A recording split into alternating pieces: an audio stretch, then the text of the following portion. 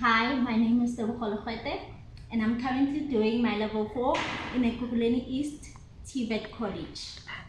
I'm doing mechanical engineering, which is known as Auto, and the program that I'm currently doing is engineering related and design. So today I'll be firstly explaining my tools, which is a digital torque wrench, which is used to tighten and loosen to a specification. And then this is my vernier caliper, which is used for measuring. This is my soft blow hammer. This is my socket set. This is a ratchet. This is a dial indicator.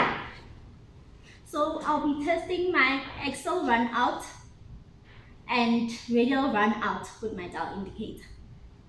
So it happens here in a conventional differential.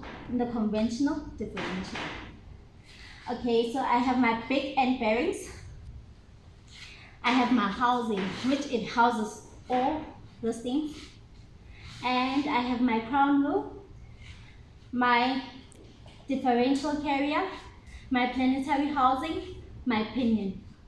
So basically, as I said, we'll be doing an axle and a radial run out.